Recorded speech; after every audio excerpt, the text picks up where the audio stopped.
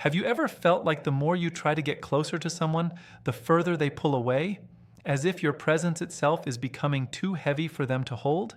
And have you ever sat with your phone in your hand, rereading your last message, wondering where it all shifted? Wondering how someone who once felt so close suddenly became distant, quiet, almost unreachable? If you have, then you need to hear this with complete honesty. Because what you are about to understand is not just about relationships. It is about human psychology, emotional patterns, and the invisible forces that shape how people respond to closeness, love, and pressure. And by the end of this video, you will see emotional distance in a completely different way. You will understand what actually happens inside a person who pulls away, why chasing never creates connection, and what truly changes the emotional direction between two people. Most importantly, you will learn how to stop losing yourself in the process of trying to hold on to someone else. But before we go deeper, you need to slow down your expectations. This is not about tricks. This is not about control. And it is definitely not about forcing someone's feelings to change overnight, because human emotions do not work like that. The mind is not a machine you can press buttons on. It is a complex system shaped by fear, memory, comfort, and emotional safety. And when you understand that, everything starts to make sense. There is a certain type of person in relationships who often gets misunderstood. They may seem distant, inconsistent, or emotionally unavailable at times, but beneath that surface is something deeper. Psychologists often describe this pattern as avoidant attachment. It does not mean a person cannot love. It means that closeness itself can sometimes trigger discomfort instead of comfort. For them, emotional intimacy is not always a safe space. It can feel overwhelming. It can feel like pressure. And when something feels too intense emotionally, the natural response is not to move closer, but to step back and regain control of their internal space. This is where most people get trapped in a painful cycle, because when someone feels distance, the natural human instinct is to close the gap, to explain more, to express more, to try harder, to reach out again and again, thinking that consistency will eventually create connection. But psychology shows something very different. When pressure increases, avoidance also increases. It is not personal, it is protective. And this is the part that hurts the most. Because from your side, it feels like love should be enough. It feels like communication should fix things. It feels like if you just find the right words, the right timing, the right emotional message, everything will go back to how it was. But from their side, too much emotional intensity can feel like losing breathing space. And when people feel emotionally crowded, even love starts to feel like pressure instead of comfort. This is not about blame. It is about awareness. And awareness is powerful because it removes confusion. It stops you from turning someone else's emotional pattern into a reflection of your worth. It helps you understand that distance is not always rejection. Sometimes it is regulation. Sometimes it is someone trying to feel okay inside themselves again. But here is where things become important for you personally, because when you do not understand this dynamic, you can lose yourself in it. You can start overthinking every message. You can start measuring your value based on their response time. You can start believing that if you just say the right thing, they will finally come back emotionally. And that belief becomes exhausting. It creates emotional dependence. It creates anxiety. It creates a version of you that is constantly waiting, constantly analyzing, constantly hoping for a different outcome from the same pattern. But emotional strength begins at a different point. It begins when you stop trying to control how someone responds and start focusing on how you respond. It begins when you realize that peace is not found in getting someone back. Peace is found in no longer losing yourself in the process of trying. And this is exactly where the deeper truth of this video starts to unfold. Because what most people never realize is that emotional connection is not built through pressure. It is built through safety. It is built through space. It is built through the absence of emotional demand that allows the other person to breathe and reflect without feeling pushed. When that space exists, something very different happens inside the human mind. Defenses lower, reflection increases, emotions settle, and clarity begins to form where confusion once existed. But when that space is replaced with urgency, repeated messages, emotional intensity, or fear of loss, the nervous system often shifts into protection mode. And in that state, even genuine love can be misinterpreted as pressure. So before you send another message, before you try to explain everything again, before you assume silence means the end, you need to understand what emotional space actually does to the human mind, because once you see that clearly, you will never look at distance the same way again. And as we move deeper into this video, you will begin to understand not just how avoidant patterns work, but how emotional intelligence can completely change the way you approach connection, loss, and self-worth. And by the end, you will realize something very important. The strongest position you can ever have in love is not chasing harder. It is becoming emotionally grounded enough that you no longer lose yourself when someone pulls away. Why does it feel like the moment you reach out, the emotional distance becomes even wider, as if your effort is silently pushing the other person further away instead of bringing them closer? This is one of the most confusing experiences in human connection, because on the surface it feels logical that communication should solve disconnection. If someone is distant, speaking more should fix it. If someone is silent, expressing more should reopen the bond. But human psychology does not always respond in a linear way. Emotional systems are shaped by perception, not just intention. And this is where the second layer of understanding begins. When a person has an avoidant emotional pattern, their internal world is built around balance between closeness and independence. They often value connection, but only when it does not feel like it is consuming their sense of control. The moment emotional intensity rises too quickly, their nervous system interprets it as something requiring distance to restore stability. This reaction is not calculated, it is automatic. It is the mind protecting its own sense of space. And because of that, many interactions fall into a repeating cycle. One person moves closer with more emotion, more explanation, more urgency. The other person responds by stepping back, not out of lack of care, but out of internal overload. The more one tries to reduce distance, the more the other feels the need to increase it. This creates a painful misunderstanding on both sides. From one side, the message feels clear: I am trying to fix this. From the other side, the feeling is different: I need room to breathe. Neither side is entirely wrong, but the mismatch creates emotional friction that grows stronger over time.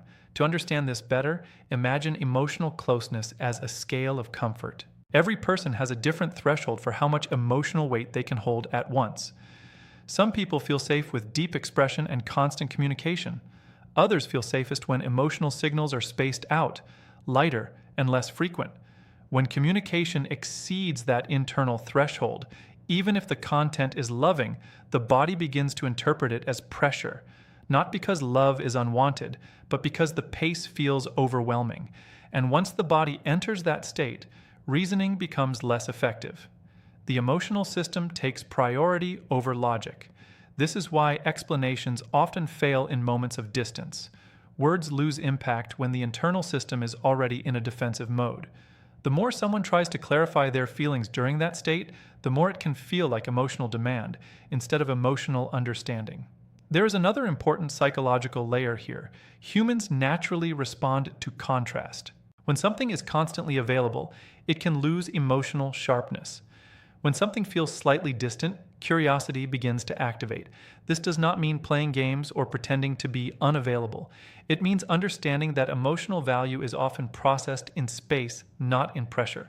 Space allows reflection, and reflection changes perception. When there is no immediate emotional demand, the mind slowly reprocesses memories without feeling threatened. It starts to recall positive experiences more clearly. It begins to separate fear from genuine connection. This is the stage where clarity can quietly develop. But when emotional pressure continues without pause, the mind does not enter reflection. It enters defense, and in defense, connection becomes harder to access. This is where many people unintentionally lose themselves. They begin adjusting their communication repeatedly, trying to find the exact message that will unlock the other person's response. They analyze tone, timing, wording, and silence. They start believing that the right combination of words can reverse emotional withdrawal instantly. But emotional withdrawal is not a puzzle to solve through intensity. It is a state that requires emotional safety to shift. And safety cannot be forced. It can only be created through steadiness. Steadiness does not mean detachment from care. It means consistency without emotional escalation. It means expressing without overwhelming. It means understanding that connection grows more through stability than urgency. When stability is present, something subtle happens inside the other person's mind. The sense of pressure reduces. The need for protection weakens. Emotional breathing space returns. And in that space, the mind begins to soften its resistance naturally. This is not immediate. Human emotional systems rarely shift quickly, especially when patterns have been formed over time. But what changes first is perception. And once perception changes, behavior can slowly follow. However, most people never reach this stage because they become trapped in reaction. Every silence feels like a signal to try harder. Every delay feels like a reason to explain more. Every uncertainty feels like something that must be corrected immediately. This reactive pattern increases emotional exhaustion on both sides. One person feels overwhelmed, the other feels ignored, and both drift further from the connection they are trying to preserve. The deeper truth is that emotional bonds do not strengthen under constant tension. They strengthen in moments where tension is reduced. When there is no pressure to respond immediately, the nervous system relaxes. When there is no fear of being overwhelmed, openness increases. When there is no emotional chase, reflection becomes possible. And reflection is where real understanding begins.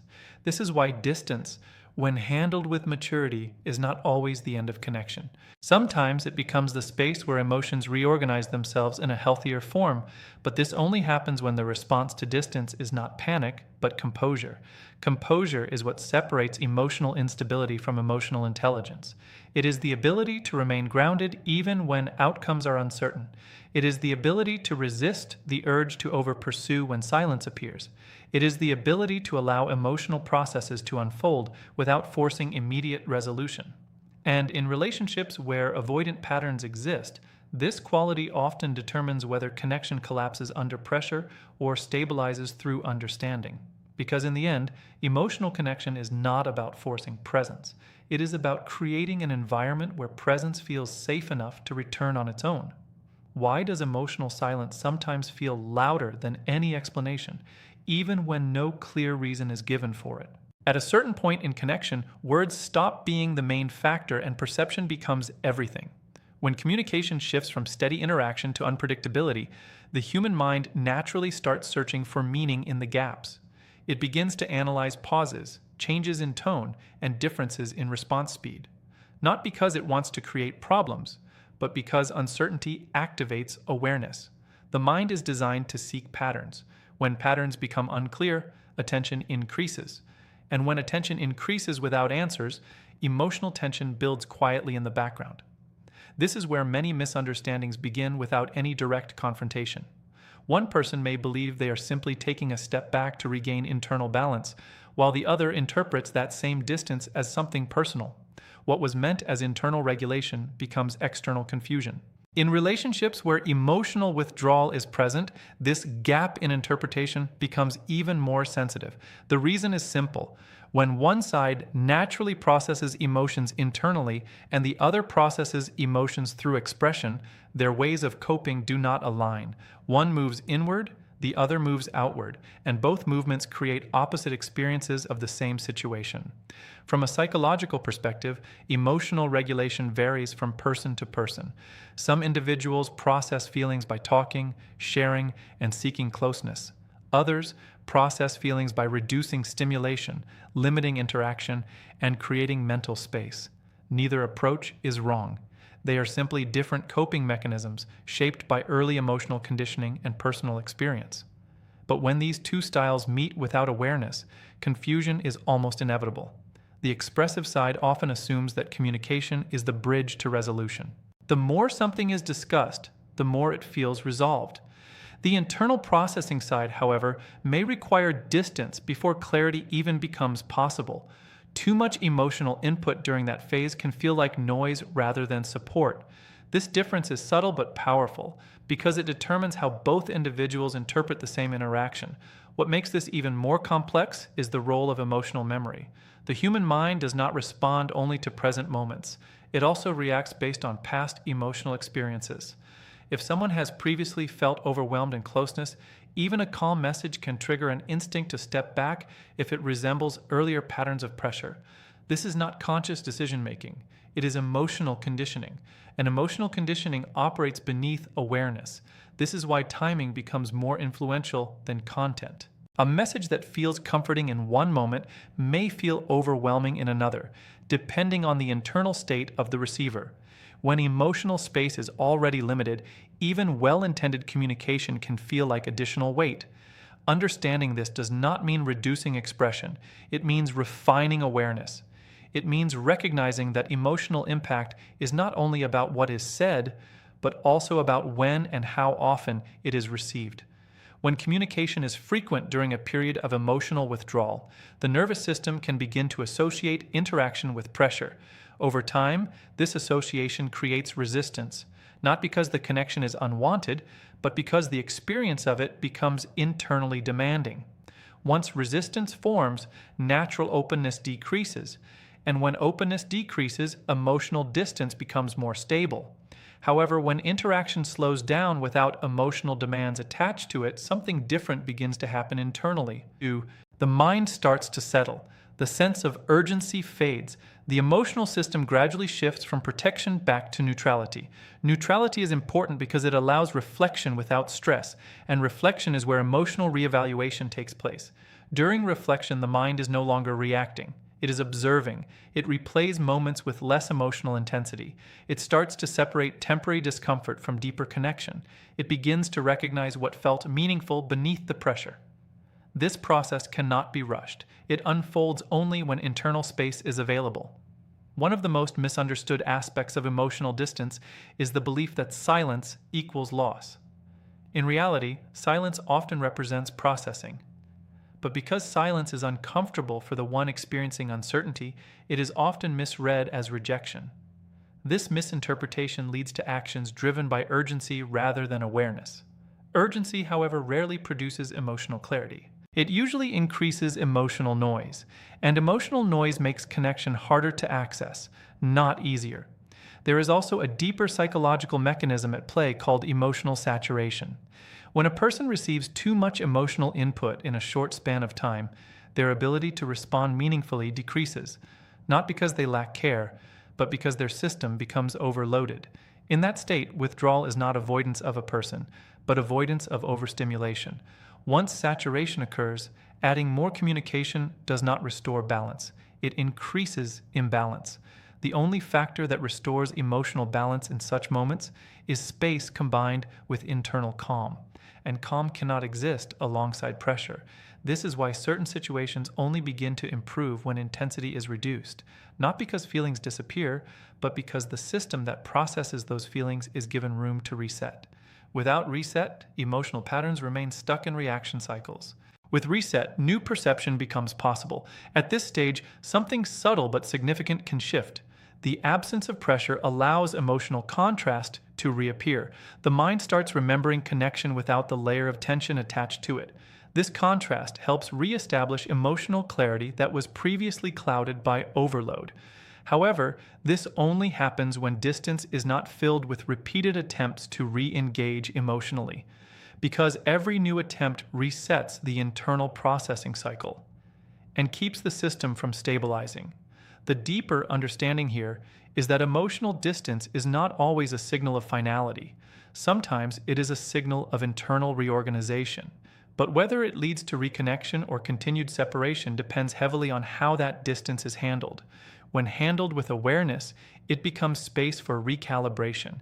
When handled with urgency, it becomes reinforcement of withdrawal. This is why emotional intelligence is not measured by how strongly someone expresses themselves, but by how well they understand timing, space, and psychological readiness. In the end, connection is not maintained by constant emotional reach. It is maintained by the ability to recognize when presence supports closeness and when space supports healing. Why do some people seem to respond warmly in one moment and then suddenly become emotionally unreachable in the next, leaving you confused about what actually changed? This shift often feels sudden, but psychologically, it is usually the result of internal emotional load reaching a limit. Every person carries an invisible threshold for emotional processing. When interaction stays within that range, connection feels natural.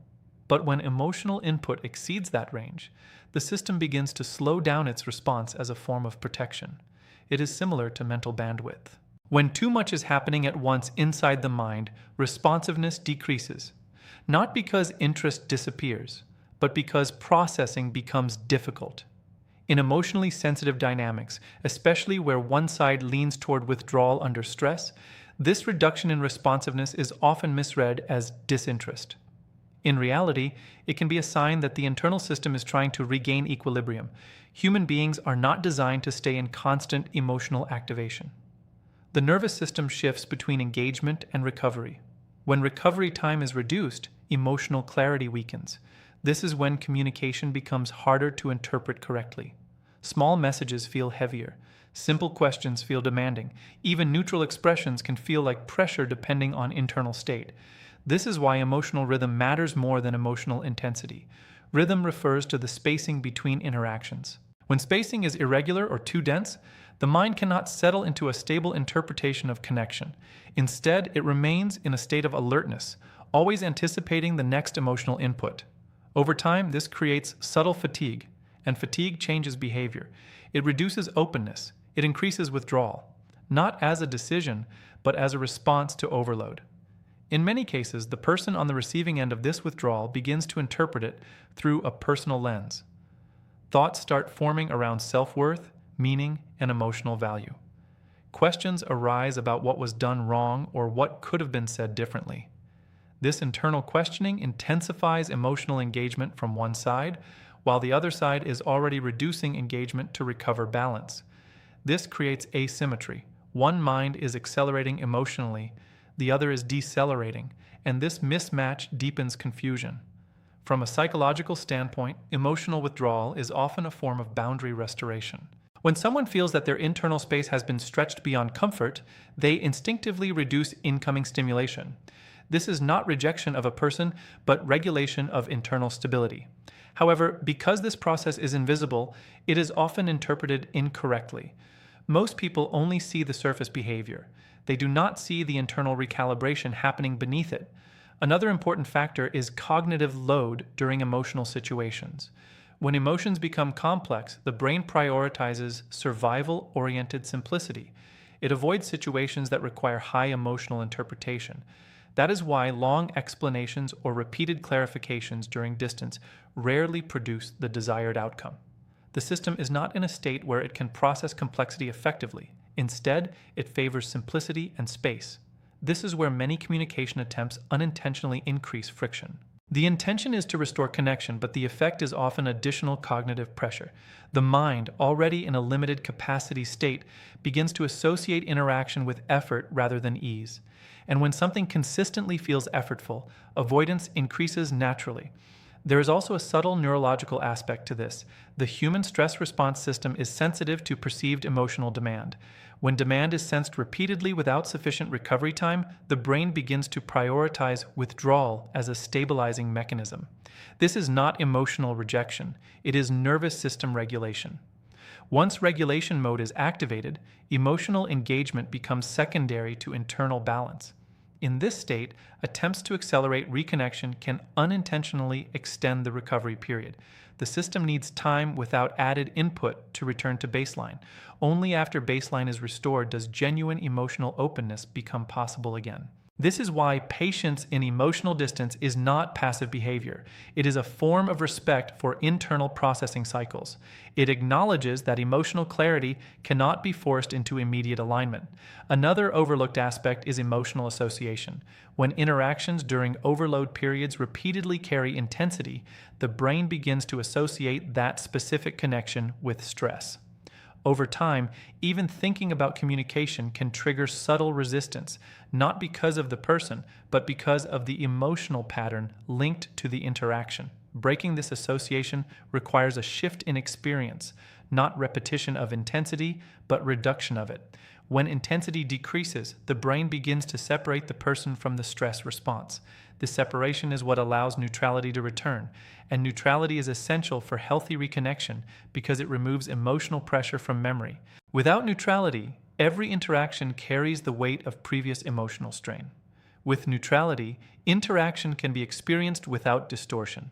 It is also important to understand that emotional systems prioritize safety over connection. If a situation feels emotionally unpredictable or overwhelming, the system will always choose stability over engagement. This is a protective mechanism built into human psychology. It ensures that emotional overload does not escalate into deeper distress. Therefore, stability becomes more influential than persuasion. Consistency without pressure becomes more effective than emotional escalation. In practical terms, this means that emotional reconnection cannot be achieved through force of expression. It emerges when the internal environment of both individuals becomes calm enough to support it.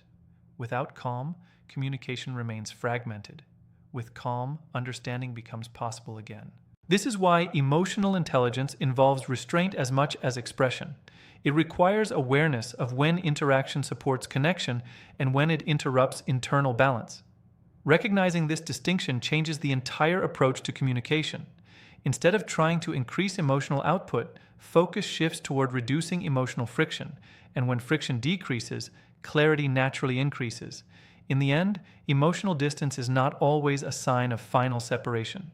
Often, it is a temporary response to internal overload, but whether that distance becomes permanent or resolves naturally depends on how much space is allowed for the system to stabilize without interference.